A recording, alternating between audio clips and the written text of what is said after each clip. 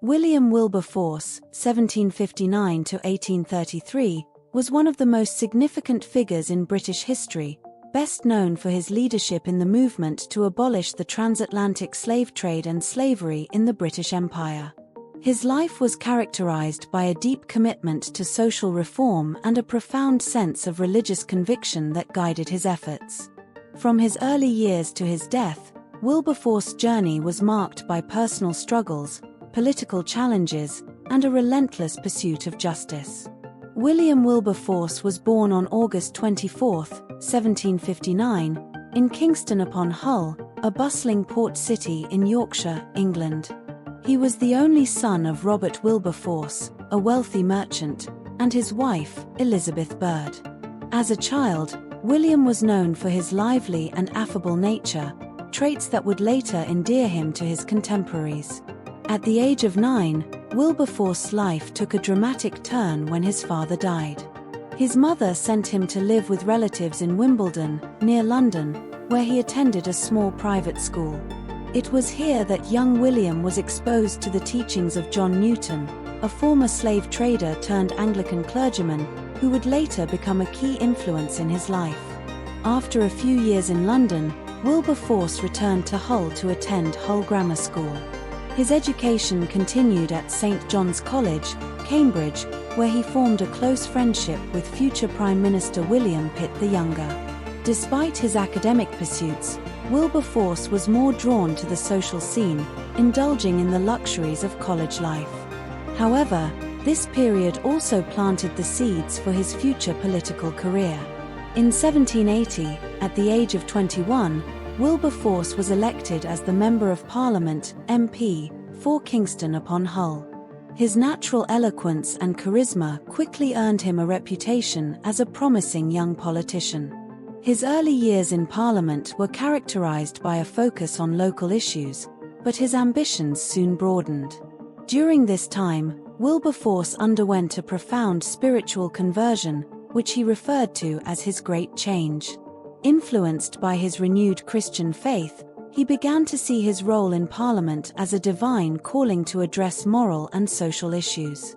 This transformation would be the catalyst for his lifelong commitment to the abolitionist cause. In 1787, Wilberforce was approached by the abolitionist Thomas Clarkson and a group of Quakers who sought his support in Parliament to end the transatlantic slave trade. Wilberforce, deeply moved by the horrors of slavery, agreed to lead the parliamentary campaign for abolition. This decision marked the beginning of a 20-year struggle that would define his political career. Wilberforce introduced his first motion for the abolition of the slave trade in 1789. His speeches, filled with moral fervor and detailed evidence of the cruelty of the trade, began to sway public opinion.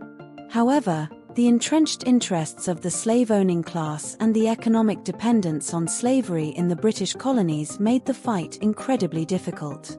Despite facing numerous defeats and setbacks, Wilberforce persisted.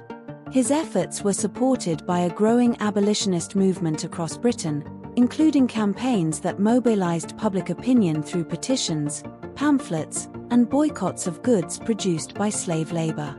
The movement's momentum gradually built up to a crescendo. Finally, in 1807, after years of relentless campaigning, the British Parliament passed the Abolition of the Slave Trade Act. This historic legislation marked the beginning of the end of the transatlantic slave trade, though it would take many more years to eradicate slavery entirely within the British Empire. After the passage of the 1807 Act, Wilberforce did not rest. He turned his attention to the broader goal of abolishing slavery itself throughout the British Empire. Despite declining health, he continued to work tirelessly, supported by fellow abolitionists such as Thomas Clarkson, Granville Sharp, and Hannah More. In 1823, Wilberforce co-founded the Society for the Mitigation and Gradual Abolition of Slavery, which sought to bring about the complete abolition of slavery in the British colonies. His health, however, continued to deteriorate, and in 1825, he retired from Parliament, though he remained active in the abolitionist movement. The final victory came in 1833, just 3 days before Wilberforce's death, when Parliament passed the Slavery Abolition Act, which led to the emancipation of over 800,000 enslaved people in the British Empire. This achievement was the culmination of Wilberforce's life's work, and it secured his legacy as one of history's great humanitarians. William Wilberforce died on July 29, 1833, at the age of 73. His death came at a time of great triumph, with his lifelong mission to abolish slavery finally realized. He was buried in Westminster Abbey, near his close friend William Pitt the Younger, an honor reserved for the most distinguished individuals in British history. Wilberforce's legacy extends far beyond his achievements in ending the slave trade and slavery. He was also a champion of numerous other social causes, including the promotion of Christianity, animal welfare, and education reform. His life is a testament to the power of faith, perseverance, and moral conviction in effecting social change. Today, Wilberforce is remembered as a symbol of moral courage and social justice. His story continues to inspire movements for human rights and freedom around the world. His dedication to the cause of abolition, despite overwhelming odds, serves as a powerful reminder of the impact one individual can have on the course of history.